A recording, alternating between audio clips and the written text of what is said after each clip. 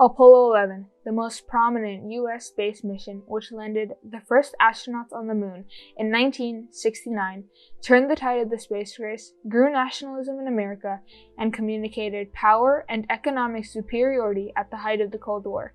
Because of the extraordinary success of the Apollo program, the U.S. proved to be the global superpower it is today and inspired a global effort of space exploration. The year is 1959. The US is amidst a battle for superiority with the Soviet Union in order to expand the influence of their own economic system to other countries. The Soviet Union launches Sputnik, the first satellite into space. Then, the Luna 2, the first to land on the moon, communicating the superiority of communism and authoritarianism, a crushing defeat for the United States. As the US fears losing the race, the US hurries to build their own satellite during the Mercury and Gemini missions.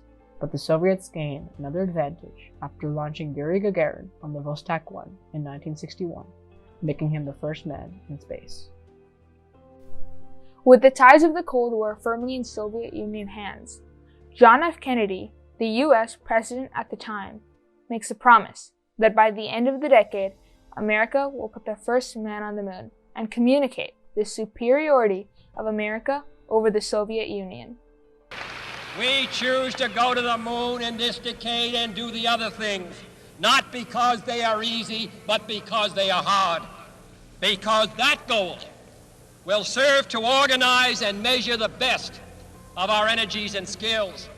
Because that challenge is one that we're willing to accept, one we are unwilling to postpone, and one we intend to win, and the others too. This was the foundation that led to Project Apollo. Over the course of the next few years, several missions are carried out, and because of the success, NASA's budget and employees increased by almost fivefold. But in January 1967, the mission suffers one major setback: Apollo 1. The first mission, Apollo 1, meant to test the Apollo command module, ends in the death of 3 astronauts after a fire, putting a lot of public stigma on the missions to come, as people begin to question the superiority of the United States, creating a major setback for the Apollo program. After many successful tests, the disagreement of the public reluctantly dissipates, and on July 16, 1969, Kennedy's dreams of finally putting a man on the moon and his desire to communicate the superiority of America are realized in Apollo 11. The crew, consisting of Michael Collins as Command Module Pilot, Buzz Aldrin as Lunar Module Pilot, and Neil Armstrong as Mission Commander, launch on Cape Kennedy at 9:30 EST.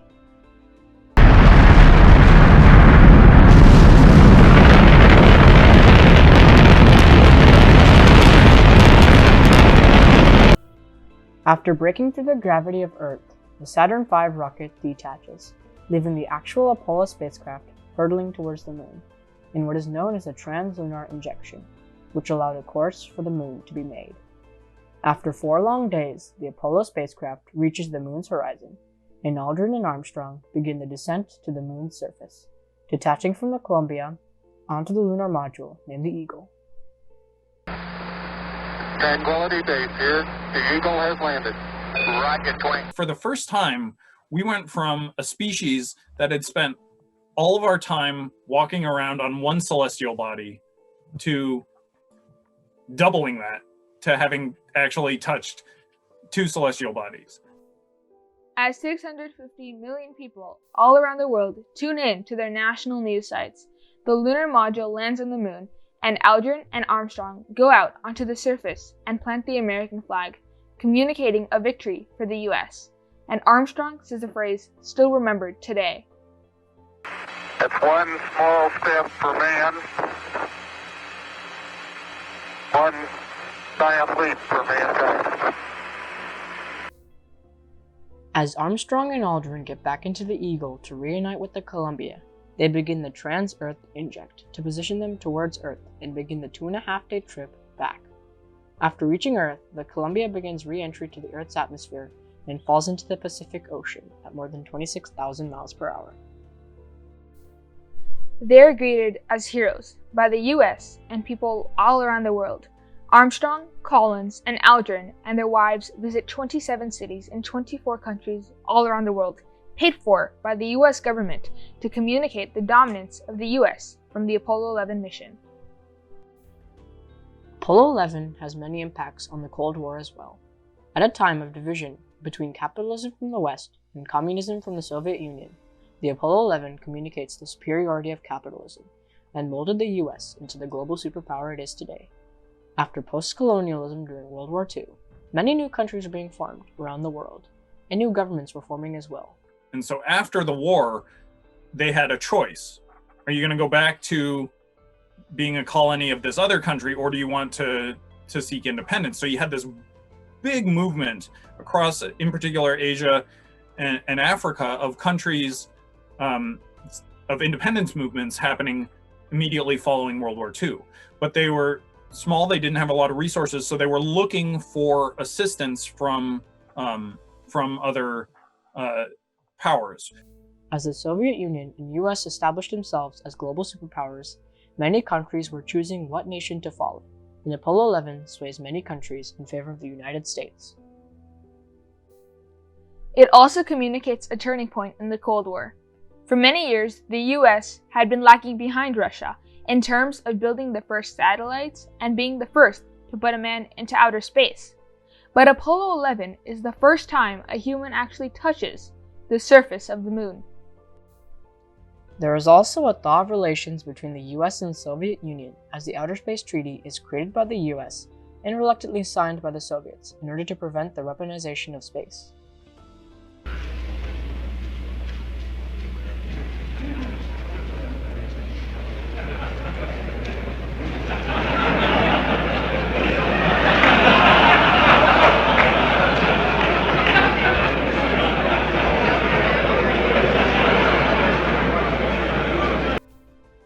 It states that no weapon of mass destruction can be placed on the orbit of the Earth or on any other celestial body other than the Earth.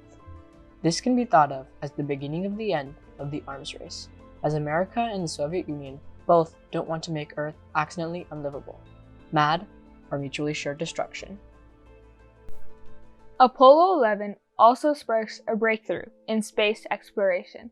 After the Apollo 11 missions, NASA plans to go to Mars by the 1980s, and many other efforts are made to make satellites reach the farthest distances of the universe, like the Voyager 1 and 2, New Horizons, and the many other probes that visit all the other planets in the solar system.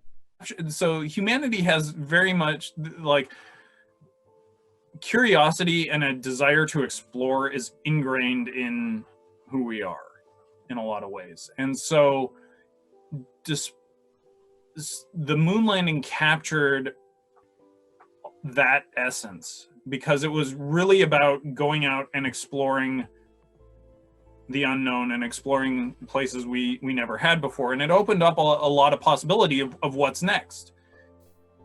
After the Apollo missions, efforts are also made to build a reusable rocket, known as the Space Shuttle. And after decades of fighting, the US and Russia worked together to build the ISS with several other national space organizations. The success of NASA also sparks the creation of private space agencies funded by the head of major retail companies like Amazon and Tesla to form companies like Blue Origin and SpaceX to show the superiority of their own agencies' technological capability.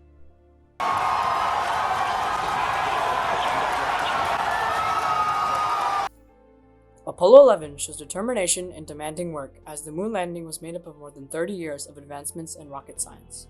Not only this, but this incredible mission truly communicated the nationalism of America. There was a sense of patriotism in the air, as one of their own was no longer on the planet that housed the generations before them. In fact, they were on the object that billions look up to see in the night sky daily. The Apollo 11 missions communicated power and the dominance of the US over the Soviet Union, and cemented America as the global superpower it is today, and swayed many countries in favor of capitalism and democracy from the West.